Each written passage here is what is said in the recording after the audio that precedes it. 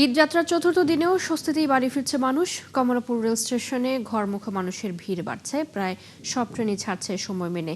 এখনও ঈদের ছুটি শুরু না হওয়ায় যাত্রীদের অতিরিক্ত চাপ নেই, তবে ছুটি শুরু হলে আগামী মঙ্গলবার থেকে সড়ক, রেল ও নৌপথে ঘরমুখো মানুষের চাপ বাড়বে বলে মনে করছেন পরিবহন সংশ্লিষ্টরা।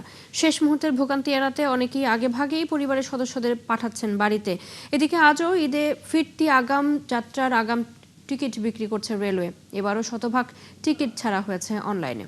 এখনও ঈদের ছুটি শুরু না হওয়ায় যাত্রীদের অতিরিক্ত চাপ নেই, তবে ছুটি শুরু হলে আগামী মঙ্গলবার থেকে সড়ক, রেল ও নৌপথে ঘরমুখো মানুষের চাপ বাড়বে, এমনটাই প্রত্যাশা করা হচ্ছে।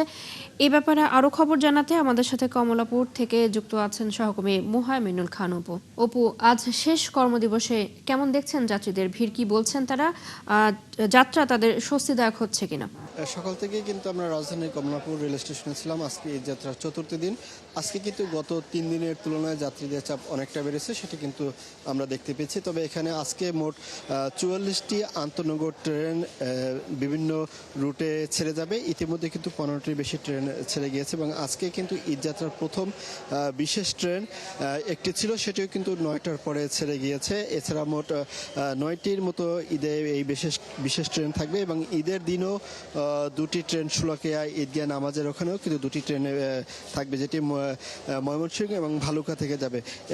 এমনটি কিন্তু জানিয়েছেন রেলওয়ে কর্তৃপক্ষ। তবে আমরা এখানে যাত্রী যারা রয়েছেন তাদের সাথে কথা বলেছি। তারা অনেকেই বলছেন যে আসলে ঈদের শেষ 3 দিন আগে, অর্থাৎ 3 দিন আগে যে যাত্রীদের চাপ বাড়ে তার জন্যই কিন্তু তারা আগে পরিবার পরিজনকে বাড়ি পাঠিয়ে দিচ্ছেন। এর ক্ষেত্রে কিন্তু অধিকাংশই কিন্তু নারী এবং শিশু রয়েছে। তবে ভাড়া যেহেতু এই ট্রেনের টিকিটগুলো সবগুলোই কিন্তু অনলাইনে বিক্রি হয়েছে, সেক্ষেত্রে কিন্তু কোনো ভাড়া বৃদ্ধির কোনো অভিযোগ তারা করেননি। এবং রেলওয়ে কর্তৃপক্ষ যারা রয়েছে তাদের সাথে কথা বলেছি, তারা যেটি বলেছেন যে এইবারে কিন্তু এই যে ট্রেনের ছাদে বরাবরের মতো যে যাত্রী যাওয়া হয় সেই বিষয়টি তারা কঠোরভাবে মনিটর করবেন, সেই বিষয়টি কিন্তু তারা নিশ্চিত করেছেন। তবে আমরা কমলাপুর রেল স্টেশনে কোনো ট্রেনের ছাদে কিন্তু যাত্রী দেখতে পাইনি। তবে টিকিট যে বিক্রি, যেগুলো আসলে সিটের টিকিট, সেগুলো তো অনলাইনে বিক্রি হয়ে গিয়েছে। তবে স্ট্যান্ডিং টিকিট যেগুলো রয়েছে সেগুলো কিন্তু এখানে এসে বিক্রি হচ্ছে এবং নিতে পারছে। তবে 3 স্তরের কিন্তু 3টে স্তর পার হয়ে কিন্তু ট্রেনে উঠতে হচ্ছে যারা আসলে নগরবাসীরা যাচ্ছেন। সেক্ষেত্রে কিন্তু এই স্ট্যান্ডিং টিকিট কিন্তু ট্রেনে ওঠার ঠিক আগ মুহূর্তে যারা রেলওয়ে রয়েছেন তারা কিন্তু এখানে এই যে যাত্রীদের যাচাই বাছাই করছেন এবং সেই টিকিটগুলো যেগুলো অনলাইনে সেগুলো মুঠোফোনে দেখছেন, পরবর্তীতেই কিন্তু তাদেরকে ট্রেনে উঠতে দিচ্ছেন।